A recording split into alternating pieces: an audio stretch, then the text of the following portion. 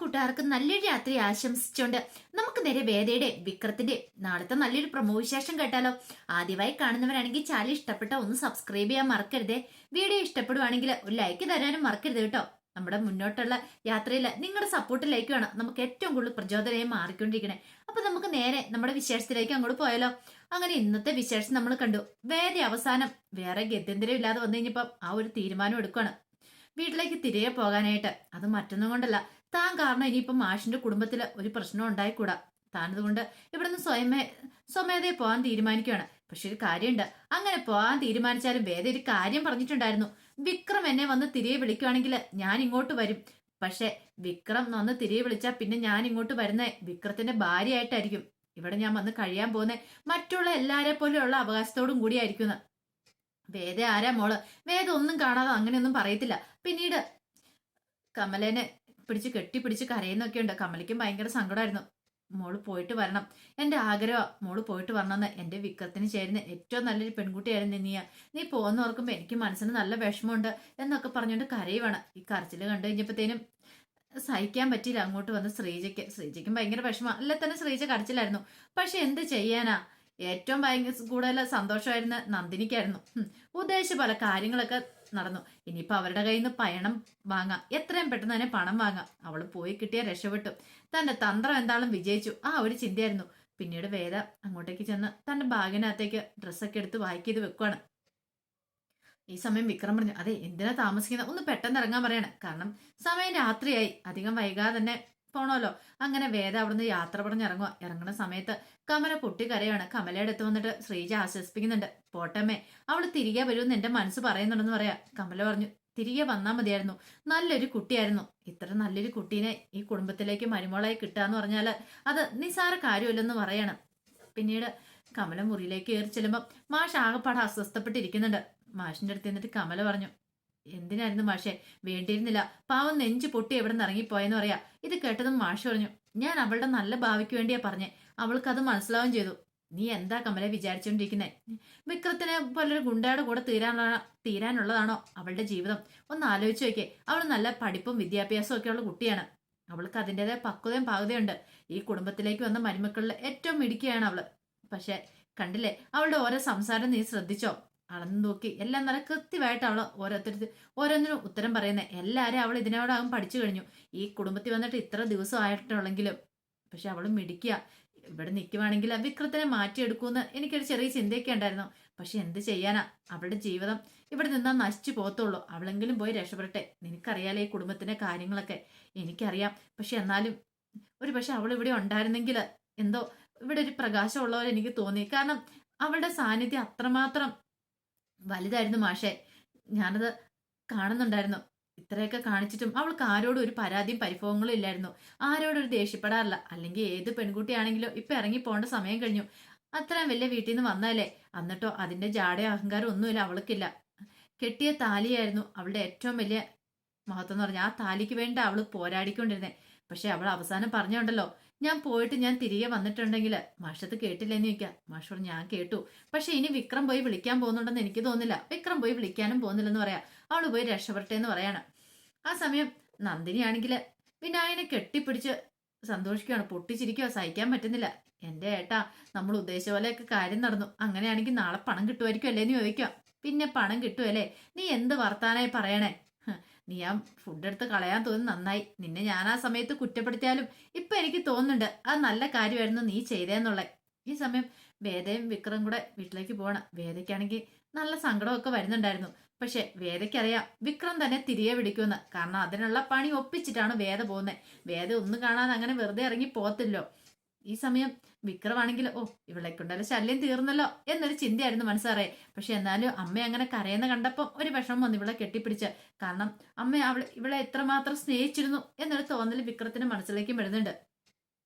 അങ്ങനെ രാത്രിയായി കഴിഞ്ഞപ്പോഴത്തേനും അവിടെ വീട്ടിൽ ചെന്നിട്ട് കോളിംഗ് ബെൽ അടിച്ചു കഴിഞ്ഞപ്പോഴത്തേനും ശങ്കരനാരായണ വന്ന് കഥക് തുറക്കുന്നത്. കഥക് തുറന്നു കഴിഞ്ഞപ്പോഴത്തേനും വേദയും വിക്രത്തിനെയും കാണുന്നത്.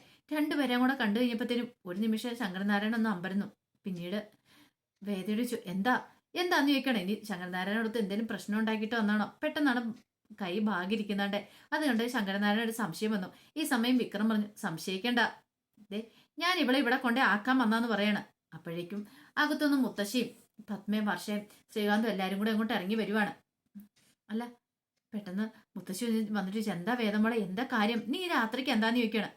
രാത്രിക്ക് എന്താന്ന് മനസ്സിലായില്ലേ, ഇവളെ ഇവിടെ കൊണ്ടേ വരണം. ഇനി ഇവളുടെ പൊറുതി ഇവിടെയാ, അവളുടെ പൊറുതി, അവിടുത്തെ പൊറുതി ഇവളുടെ അവസാനിച്ചെന്ന് പറയാണ്.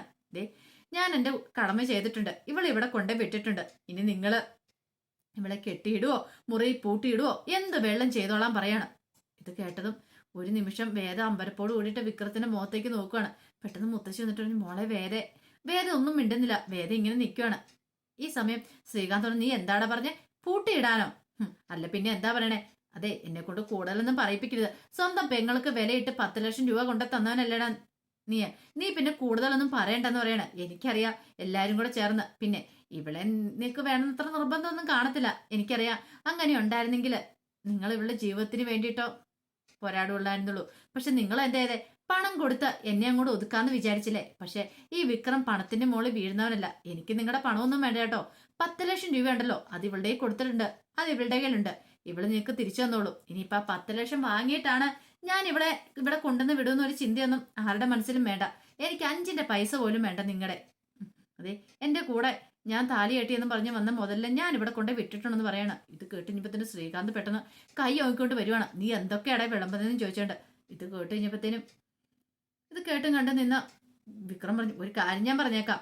ദേ, എന്റെ നേർക്ക് കൈ പൊക്കിയിട്ടുണ്ടെങ്കിണ്ടല്ലോ, പിന്നെ ആ കൈ ഉയരത്തില്ലെന്ന് പറയാണ്. മര്യാദയ്ക്ക് അടങ്ങി ഒതുങ്ങി നിൽക്കുകയാണ് നിങ്ങൾക്ക് കൊള്ളാം. നിങ്ങളുടെ പെങ്ങളെ ഇവിടെ കൊണ്ട് ഏൽപ്പിച്ചിട്ടുണ്ട്. നിങ്ങൾ ചെയ്തത്ര ക്രൂരതയൊന്നും ഞാൻ ഇവളോട് ചെയ്തിട്ടില്ല. നിങ്ങളെല്ലാം സ്നേഹിച്ച് വഞ്ചിക്കുവല്ലേ ചെയ്തേ. സ്നേഹം അന്ന് അഭിനയിച്ചിട്ട് നിങ്ങൾ കാണിച്ചു കൂട്ടിട്ട് എന്താ? പിന്നെ എന്നെ കൊണ്ട് കൂടുതൽ പറയിപ്പിക്കണ്ടെന്ന് പറയാ. പിന്നീട് വേദയുടെ അടുത്തേക്ക് എന്നിട്ട് പറഞ്ഞു, അതെ, നമ്മൾ തമ്മിലുള്ള ബന്ധം ഇവിടെ കൊണ്ട് തീർന്നു, അറിയാലോ. ഇനി നമ്മൾ തമ്മിൽ ഒരു ബന്ധം ഉണ്ടായിരിക്കില്ല.